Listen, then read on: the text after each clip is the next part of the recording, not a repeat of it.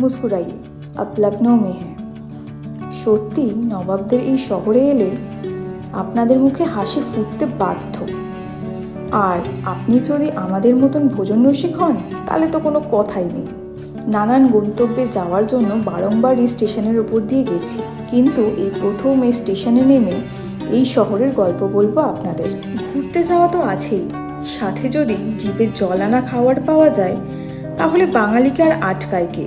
সবার মুখে বহুদিন ধরে এই শহরের নানান প্রশংসা শুনেছি, সেগুলো আদৌ সত্যি কিনা তা যাচাই করতে এবং সত্যিটা আপনাদের কাছে তুলে ধরতে আমরাও পাড়ি দিলাম নবাবদের এই শহর লখনৌতে। নানান ইতিহাস স্থাপত্য ছড়িয়ে ছিটিয়ে আছে এই শহরের বুকে। পাকিস্তানের জাতীয় ভাষা উর্দুর উৎপত্তি স্থল হলো এই লখনৌ। চলুন কথা না বাড়িয়ে ঘুরে দেখি এবং আপনাদেরও দেখাই এই শহরের জানা অজানা নানান তথ্য। তো সবাইকে গুড মর্নিং বলবো না গুড নাইট বলবো জানি না, ঘড়ির কাঁটা এখন জানান দিচ্ছে সময় ভোর 4:30, পুরো 4:30। আর আমরা বেরিয়ে পড়ছি, আমাদের ট্রেন আজকে আছে Lucknow Varanasi Lucknow superfast shuttle express, ট্রেনটার নাম নাকি। সারা রাত জেগে ক্লান্তি ভরা চোখ নিয়ে অবশেষে বেনারসকে বিদায় জানিয়ে পাড়ি দিলাম নতুন এক শহর লখনৌয়ের উদ্দেশ্যে। আমাদের সামনেই প্ল্যাটফর্মে আগমন ঘটল 20401 বারাণসী লখনৌ শাটেল এক্সপ্রেসের। এই ট্রেনে একটাই স্লিপার এবং তাতেই টিকিট ছিল আমাদের। বেশ, ট্রেনে উঠে এক ঘুমে নবাবদের শহর লখনৌতে পা রাখলাম আমরা। গুড মর্নিং সবাইকে। এক ঘুমে কিন্তু পৌঁছে গেছি আমরা লখনৌ। তো এখন বাজে হচ্ছে, দেখতেই পাচ্ছেন ঘড়ির কাঁটায় 10:27 বাজে। লখনৌতে পৌঁছে গেছি। এবার স্টেশন থেকে বেরিয়ে হোটেল নেব, স্টেশন থেকে নেমে আমরা এখন হোটেল নেব বা টোটো নেব সাইট সিনের জন্য, সেটা আপনারা আগে দেখতে থাকুন। তো লখনৌর হোটেলে চেক ইন করে গেলাম। তো আমরা প্রথমে কি করেছিলাম, রেশমিকে আর ওর ভাইকে লখনৌ স্টেশনে দাঁড় করিয়ে রেখে আমি সুকল্প বসাক এসেছিলাম এই চারবাগ মেট্রো স্টেশনের সামনেই একটা হোটেল নিয়েছি। খুব একটা ভালো হোটেল না, দামও কম, 600 টাকা একটাই নাইট থাকবো, 600 টাকা নাইট হিসেবে নিয়েছে। এটার নাম হচ্ছে হোটেল কাভেরি। আর রুমটা যদি আপনাদের দেখাই, রুমটা হচ্ছে এরকম, মানে একটুখানি ভালো না, অনেকটাই ভালো না। এই তো মনে হচ্ছে ধসে পড়ে যাবে এখান থেকে, ঠিক আছে। আর সব থেকে মেন হচ্ছে বাথরুমে কিন্তু এখনও বাংলার ব্যবহার আছে, এখনও কোমর আসেনি। গিজার আছে এত বড়, বাট বললে চলে না। হ্যাঁ, টিভি আছে, একদম 100% শিওর চলবে না। শাওয়ারও ভাঙা, আর 600 টাকায় আর কি রুম পাবে না। আর তো এই আমি তো বলছি, দিল্লিতে যদি এই রুমটা নিতাম 1000 টাকা নিত, নন এসি আমি বলে দিলাম। পাহাড়গঞ্জ সাইডে সব কি আর কলকাতা হয় নাকি? তো যাক, এই হচ্ছে রুম। আমরা এখন মানে as early as possible ready হয়ে কিন্তু বেরিয়ে যাবো হচ্ছে সাইট সিনিংয়ে। বাঙালিদের কিন্তু সব কথাতেই দেরি। তো আমাদের যিনি টোটো ড্রাইভার ছিলেন বলেছিলেন যে কটায় বলেছিলেন, 11:30 না 12টার মধ্যে রেডি হতে, আর এখনই বাজে হচ্ছে 12:40। আমরা এখনও হোটেলে, তাও এই 4 জন বেরিয়েছি, অ্যাজ ইউজুয়াল একজন ঘরে এখনও, ঠিক আছে। তো যাক, আর মেনলি লখনৌ ঘোরাফোরার থেকেও আমার লখনৌর মেন অ্যাট্রাকশান হচ্ছে খাওয়াটা। তো ফার্স্টেই সার্চ করে নিয়েছি ওয়াহিদ বিরিয়ানিতে আমরা যাচ্ছি। খিদে জমিয়ে রেখেছিলাম লখনৌর জন্য। এবার লখনৌতে বেরিয়েছি, অবশ্যই ঘুরবো ছোটা ইমামবাড়া, বড়া ইমামবাড়া, ভুল ভুলাইয়া, রুমি দরওয়াজা, আরও যা যা আছে সব কিছু ঘুরবো, কিন্তু তার সাথে মেন ফোকাস থাকবে কিন্তু খাওয়া দাওয়াতে।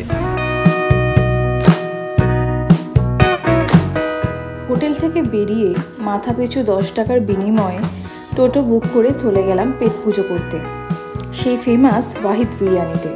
লখনৌতে সারাদিনের জন্য টোটো বুক করা যায়, কিন্তু আমরা তা না করে প্রত্যেক আলাদা আলাদা গন্তব্যের জন্য আলাদা আলাদা টোটো বুক করেছিলাম।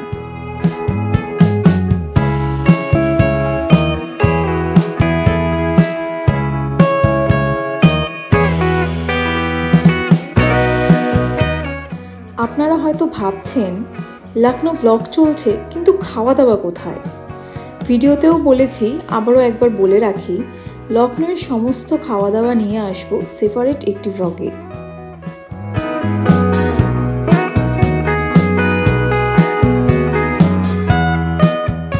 দেখুন, কলকাতা বিরিয়ানি বেস্ট না লখনৌ বিরিয়ানি বেস্ট সেই নিয়ে তর্ক আপনারা করুন, আমরা কিন্তু দুটোই খাই। আর সব থেকে মেন প্রথম ইমপ্রেশনেই শহরটা কিন্তু ভালোবেসে ফেললাম, কারণ শহরের প্রথম এসেই যে টোটোওয়ালার সাথে আমরা ঘুরলাম তিনি আমাদের গাইড করে দিলেন যে কিভাবে ঘুরতে হবে, কাউকে বেশি টাকা দিতে না, সব দাম ফাম সব বলে দিল। আর নেক্সট আমরা যে দোকানে এলাম সে দোকানে প্রত্যেককে একটা করে ক্যান ফ্রিতে দিল, সাথে তো অমায়িক ব্যবহার আছেই। তো লখনৌ আই লাভ ইউ, আবার আসবো লখনৌতে। এখনও তো সবে স্টার্ট হয়েছে, এখনও অনেক বাকি ঘোরা, তবে first impression is the last impression. First ইমপ্রেশনে কিন্তু লখনৌ শহরটাকে ভালোবেসে ফেলেছি, আবার আসতে হবে।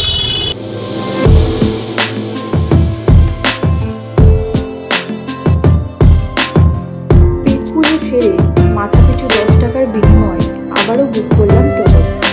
এবারের গন্তব্য লখনৌ রেসিডেন্সি।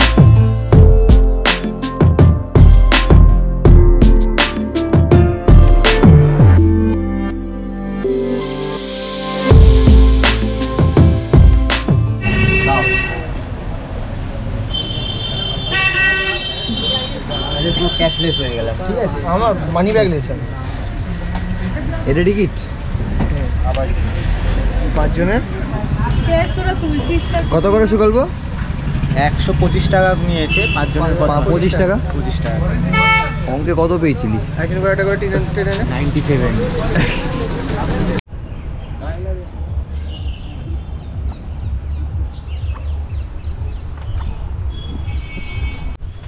আমরা এখন আছি লখনৌ রেসিডেন্সির ভেতরে।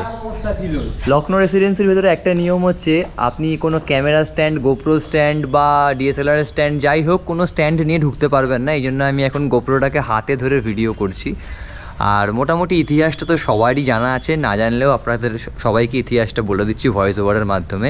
আর এখানে কিন্তু এখনও দেয়ালে দেখুন কামানের দাগ, বাইরের ওই দেয়ালটা মানে এই দেয়ালটায় এখনও পর্যন্ত গুলির দাগ লেগে আছে। মানে ইতিহাসের এক জীবন্ত উদাহরণ হচ্ছে কিন্তু এই স্থানটি। তো আপনারা যারা লখনৌ ভ্রমণ করবেন তারা কিন্তু লখনৌ রেসিডেন্সি আপনাদের ভ্রমণ বাকেটে অবশ্যই রাখবেন। আর কিছু মানুষ দেখুন এখানেও এসে এইসব আদিত্য বিএসএনএল নাকি কি না বিএসএনএল না কী সব লেখা এই ধরনের নোংরা করে গেছে। মানে সত্যি সব ধরনের মানুষ কি কিছু বলার মতো নেই।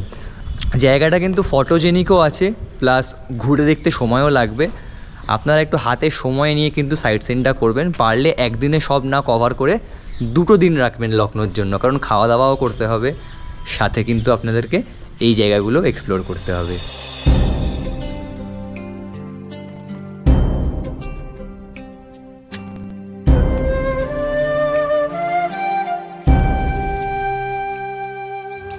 লখনৌ রেসিডেন্সি, যা 1780 সাল থেকে 1800 সালের মধ্যে নির্মিত হয়েছিল। নবাব আসাফউদ্দৌলার শাসনামলে এই নির্মাণ শুরু হলেও তা শেষ হয় নবাব সাদাত আলী খানের আমলে।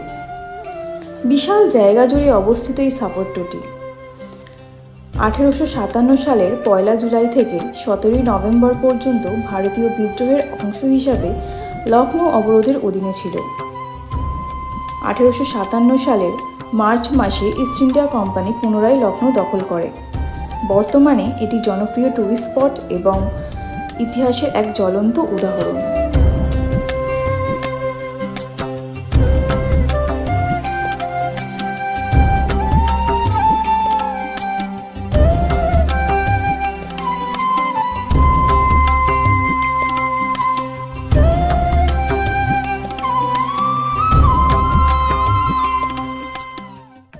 মিউজিয়াম দেখে আমরা বেরোলাম। মিউজিয়ামে কিন্তু ব্যাগ, তারপর ক্যামেরা বা কোনো কিছুই মানে মোবাইল আর ওয়ালেট ছাড়া কিন্তু কোনো কিছুই অ্যালাউ না। মিউজিয়াম ঢোকার মুখেই একটা লকার রুম রয়েছে, লকার রুমে কিন্তু ফ্রি অফ কস্টে ওরা ব্যাগ ট্যাগ জমা রাখছে, জমা রেখে আপনাকে একটা চাবি দিয়ে দিচ্ছে। আপনি মিউজিয়াম দেখে বেরিয়ে সেই চাবিটা ওদেরকে হ্যান্ড ওভার করলে ওরা আপনাকে আবার আপনার জিনিসপত্র ফিরিয়ে দিচ্ছে। ব্যবস্থা খুব ভালো। 25 টাকা টিকিট অনুসারে মিউজিয়ামের এন্ট্রিও কিন্তু ফ্রি, মানে ইনক্লুড, ওই 25 টাকার মধ্যে ইনক্লুড। তো এত বড় একটা এরিয়াকে এত সুন্দর পরিষ্কার পরিচ্ছন্ন ওয়েল মেনটেন্ড রাখা, সাথে এসি মিউজিয়াম চালানো, মানে ওয়ার্থ ইট বলা যেতে পারে যে 25 টাকা দিয়ে দেখাটা। আর ভালো মতো ঘুরে দেখতে গেলে কিন্তু আপনার অনেকটা টাইম খরচ করতে হবে এখানে, কারণ অনেক বড় জায়গা, অনেক পড়ে পড়ে দেখে জানার আছে, তার মধ্যে যদি ছবি টবি আপনি তোলেন তো সেটাও একটা মানে অপশান আছে এখানে। আর এই আমরা হাঁটতে হাঁটতে একটা মসজিদ চোখে পড়লো।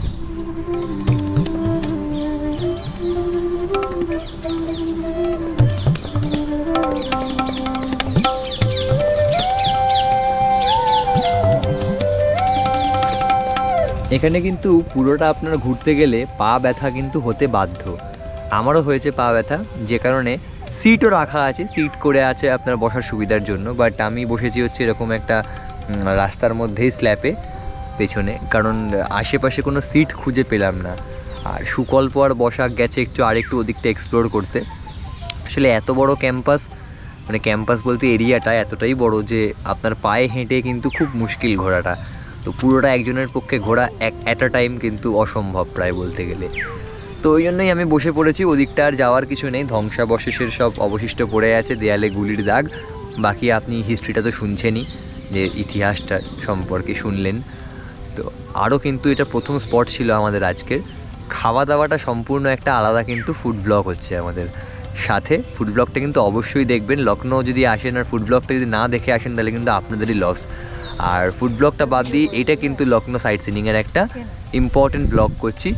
পুরো আনকাট ভিডিও হবে, কোনো মানে আমাদের মন গড়া কোনো কথা নয়। যা আমরা ফেস করব, যা আমরা করব তাই আপনাদের দেখাবো, গাইড করব। লখনৌ রেসিডেন্সি থেকে বেরিয়ে লখনৌ বিখ্যাত এবং বলা চলে লুপ্তপ্রায় অটোরিকশা চেপে রওনা হলাম বড় ইমামবাড়ার উদ্দেশ্যে। এবারেও মাথাপিছু খরচ 10 টাকা।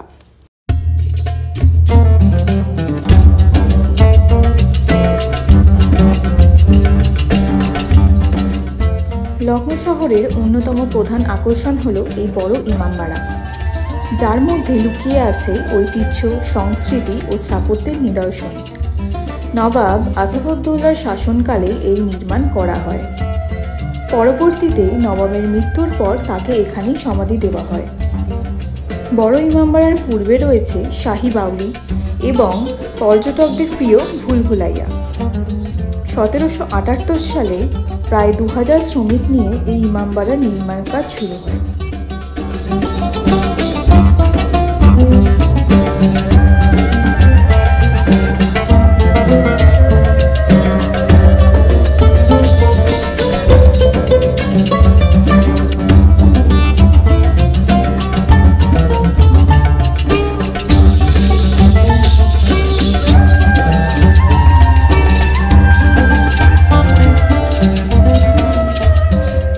বড় ইমামবাড়ার সামনেই রয়েছে রুমি দরওয়াজা এবং ক্লক টাওয়ার। এছাড়াও রয়েছে ছোট ইমামবাড়া, কিন্তু এগুলোর বিশেষ আকর্ষণ না থাকায় টোটো থেকে ভিডিও করে আপনাদের দেখালাম। অনেকক্ষণের একটা টোটো রাইডের পর আমরা এখন নামবো হচ্ছে ডক্টর আম্বেদকর পার্ক। তো একটা ছোটোখাটো ঘটনা আমাদের সাথে ঘটেছে, যেটা আমি নেমে বলছি। বাট তার আগে দাদাকে দেখাই। দাদা হচ্ছে আমাদের, দাদা নিয়ে আসছে টোটো করে। দাদার বয়স হচ্ছে 22 বছর। দাদা বলবো না, ভাই হয় আমার সম্পর্কের। বাট খুব মজাদার লোক, খুব গল্প করতে করতে আমার সাথে এলো, অনেক কিছু বললো আমাকে। খুব মজাদার লোক। তো খুব ভালো রাইড হয়েছে আমার দাদার সাথে। যারা আসবেন দাদাকে যদি পেয়ে যান তো দাদার সাথে কিন্তু নিশ্চিন্তে রাইড করতে পারেন। আমি দেখছি দাদার নাম্বার জোগাড় করার, যদি কোনো নাম্বার জোগাড় করতে পারি তাহলে আপনাদের সাথে দাদার নাম্বার কিন্তু আমি শেয়ার করছি।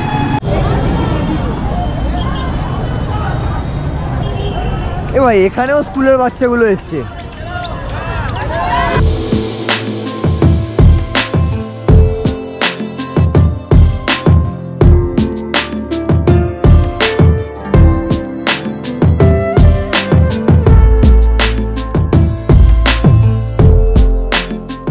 তো এখন আমি বসে আছি হচ্ছে ডক্টর আম্বেদকর মেমোরিয়াল পার্কে। আর এই ভিডিওটা শ্যুট করছি হচ্ছে আইফোনে, কারণ এই পার্কের নিয়ম হচ্ছে কোনো ক্যামেরা, গোপ্রো, ড্রোন কিছু কিন্তু অ্যালাউ নয় এখানে। আর যেটা বললাম টোটোতে আপনাদের, যে একটা ছোটো মোটো স্ক্যাম হয়ে গেছে আমাদের সাথে, সেটা হচ্ছে যখন আমরা বড় ইমামবাড়া থেকে বেরোলাম, সেখানে একটা টোটোওয়ালা আমরা বুক করলাম, বললাম যে ডক্টর আম্বেদকর পার্ক যাব, মেমোরিয়াল পার্ক যাব। তো বললেন যে হ্যাঁ বসুন, 200 টাকা টোটাল। টোটোটা 5 জন ছিলাম আমরা, মানে 40 টাকা করে ভাগে পড়ছে। তো আমরা রাজি হয়ে যাই, কারণ ওখান থেকে প্রায় 10 কিলোমিটার ছিল এই রাস্তাটা। তো রাজি হয়ে যাই, উনি কোন একটা জঙ্গলের মধ্যে ডক্টর আম্বেদকর পার্কের কাছে নিয়ে বলছেন এটাও ডক্টর আম্বেদকর পার্ক, কিন্তু ওখানে কোনো ডক্টর আম্বেদকর পার্কের কোনো নাম চিহ্ন সাইনবোর্ড কিচ্ছু নেই, এমনকি গুগল ম্যাপেও তার লোকেশন নেই। তো মোট কথা চিটিংবাজি, এটাকে প্রকৃত কথায় বলে চিটিংবাজি করেছে। দিয়ে বলছে যে আপনাদের এখান থেকে আবার আসল আম্বেদকর রায় পার্ক মানে যেখানে আমরা বসে আছি সেখানে নিয়ে আসবে, তার জন্য নেবে হচ্ছে 1000 টাকা। তো আমরা ওনাকে ওখানেই 200 টাকায় পেমেন্ট করে দিয়ে নেমে যাই, কিন্তু উনি বারবার আবার আসেন যে এখানে নয় তো ওখানে চলুন, জ্ঞানেশ্বরী পার্ক, আরও কতগুলো পার্কের নাম বললো যে এইসব জায়গায় পার্কে চলুন আমার সাথে, 200 টাকা নেবো, 400 টাকা নেবো, এই নেবো। তো লাস্টে 80 টাকায় নেমেছিল, কিন্তু যখন বুঝে গেছে যে চিটিংবাজি করছে ওনাকে টোটাল বিদায় করলাম। তারপর যাকে দেখলেন সেই দাদা, মানে ভাই 22 বছর বয়স, একটা বাচ্চা ছেলে, তো ওর সাথে আলাপ হয়। তো ওই আমাদেরকে নিয়ে আসে মাথা পিছু 40 টাকা, অর্থাৎ 200 টাকাতেই। কিন্তু সত্যি কথা বলছি জার্নিটা অনেকটাই ছিল, মানে 200 টাকা হিসাবে কিন্তু মানে আধ ঘন্টারও বেশি ছিল জার্নিটা, তো 200 টাকা হিসেবে কমই নিয়েছে। তো লখনৌর যেটা প্রথম ইমপ্রেশন ছিল যে একটা খুব সুন্দর শহর, যেখানে আমরা এক দোকান থেকে বিরিয়ানি খেয়েছি, ব্লগ করেছি, তারা আমাদের ক্যাম্পার 5টা ক্যান 20 টাকা করে ইচ ক্যান, মানে 100 টাকার কোল্ড ড্রিঙ্কস আমাদেরকে ফ্রিতে দিয়েছে। সেকেন্ড ইমপ্রেশন কী হলো, একটা টোটো হলো আমাদেরকে কিন্তু চিটিংবাজি করার চেষ্টা করলো। বাট এটা কিন্তু লখনৌর প্রতি আমাদের কোনো কমপ্লেন নয়, কারণ কম বেশি ট্যুরিস্ট দেখলে, সেটা লখনৌ হোক কি কলকাতা হোক কি মুম্বাই হোক কি পৃথিবীর যে কোনো কান্ট্রি হোক, ইংল্যান্ড হোক বা আমেরিকা হোক, সবাই কিন্তু এই জিনিসটাই করার চেষ্টা করে। তো যারা ইন্টারন্যাশনাল ব্লগার বন্ধুরা আছে, তারা যখন দেখি তাদের ব্লগ ইউটিউবে, তাদেরও আমি দেখি যে তাদের সাথেও এই ধরনের ঘটনা ঘটেও। তো এই বিষয়ে আমাদের লখনৌর কমপ্লেন নেই। একটা মানুষ খারাপ বললে পুরো শহরটাকে খারাপ বলবো বা মানুষগুলো খারাপ বলবো এরকম না। বেনারস থেকে শুরু করে মানে ইউপির যারা মানুষদের সাথে এখনও পর্যন্ত আমি মিশিলাম, বেনারসের হোটেলের লোকটাকে দেখলেন বা একটা ব্লগ দেখেননি, চাওলা একজনের সাথে কথা বলছিলাম বেনারসের, উনিও অমায়িক খুব ভালো গাইড করলেন। এখানে আমাদের যিনি এখন টোটোওয়ালা ছিলেন বা বিরিয়ানি দেখালাম আপনাদেরকে, টোটাল কিন্তু ওয়াহিদ বিরিয়ানি এক্সিলেন্ট ছিল, লোকটার ব্যবহারও। তো ওভারঅল এক্সপিরিয়েন্স যদি আমি এখন 10-এ রেট করি তো 10-এ 10ই দেবো। এই একটা ছোট্ট ইনসিডেন্টকে আমি ধরবো না, কারণ একটা টোটোওয়ালার ব্যবহারের জন্য আমি পুরো শহরটাকে খারাপ বলতে পারি না। আর একটা পয়েন্ট সেটা হচ্ছে যেটা রাস্তাঘাট এখানকার মানে অপূর্ব লাগছে, এখানকার রাস্তাঘাট এত সুন্দর সাজিয়েছে। আর এই পার্কটা আমরা এখন একটা বেসিক জায়গায় বসে আছি, যে ঢুকে অনেকক্ষণ বসেই ছিলাম, তবু একটু আড্ডা মারছি বসে। বাকি কিন্তু মানে প্রচুর কিছু দেখানোর আছে। এই পার্কটা প্রচুর বড় পার্ক, মাথা পিছু এন্ট্রি হচ্ছে 25 টাকা। টিকিটটা দেয় একবার সুগল্প, একদিনে শেষ করা যাবে না, একদিনে শেষ করে দেবো। এরকম নর্মাল পেপার টিকিট ঢোকার মুখে ছিঁড়ে দিচ্ছে 25 টাকা। আর এখানে কিন্তু বিভিন্ন ওয়ান্ডার্স টাইপের বানিয়েছে, পেছনে একটা ফ্রন্ট ক্যামেরায় করছি বলে ও ফ্ল্যাশ মারছে, সরে একটু ফ্ল্যাশটা নিয়ে। এই জায়গাগুলো দেখতে পাচ্ছেন, এই জায়গাগুলোতে কিন্তু কোনো আলাদা টিকিট নিচ্ছে না এন্ট্রির জন্য। আমাদের ইকো পার্কে যেরকম কি ইকো পার্কের একটা এন্ট্রি আছে, এখন কত এন্ট্রি আমি জানি না, কারণ অনেক বছর যায়নি ইকো পার্ক। আর 7 ওয়ান্ডার্সে যাওয়ার জন্য কিন্তু আবার 100 টাকা করে নিত, এখন কত না জানি না। বাট এখানে কিন্তু এইসবে ঢোকার জন্য আলাদা করে এই 25 টাকা মাথা পিছু ঢুকুন, যত 9টা অবধি না পার্কটা, 9টা অবধি কিন্তু টাইম, 9টার পর কিন্তু সকাল 11:30 থেকে রাত্রির 9টা অবধি খোলা। তার মাঝখানে আপনি যতক্ষণ ঘুরতে পারেন ঘুরুন, আপনার কোথাও এক্সট্রা কোনো চার্জ লাগবে না। তো আর কথা বাড়াবো না, বাকি শুধু দেখুন পার্কটা একটু। লখনৌয়ের একটা সন্ধে কাটানোর জন্য আদর্শ জায়গা এই আম্বেদকর পার্ক। 14ই এপ্রিল 2008 সালে এখানকার উত্তরপ্রদেশের মুখ্যমন্ত্রী মায়াবতী এই পার্ক পুনর্নির্মাণ করে সকলের জন্য চালু করেন। মায়াবতী সরকারের নিদর্শন শয়ে শয়ে হাতির মূর্তি দেখতে পাবেন এই পার্কে ঢোকা মাত্রই।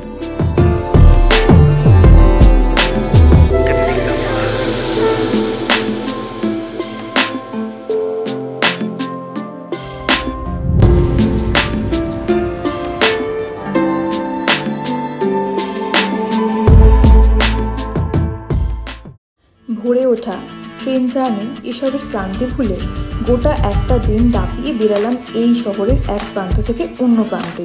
একদিনে যতটুকু দেখানো সম্ভব তা দেখলেন এই পর্বে। আরও অনেক তথ্য নিয়ে এবং নতুন এক গল্প নিয়ে ফিরব খুব শীঘ্রই। আর এই পর্বটি ভালো লাগলে লাইক করুন, শেয়ার করুন এবং সাবস্ক্রাইব করে চ্যানেলের পাশে থাকুন। এবং বেশি করে ভ্রমণ করুন, যাতে ভ্রমণে বাঙালির ঐতিহ্য অটুট থাকে।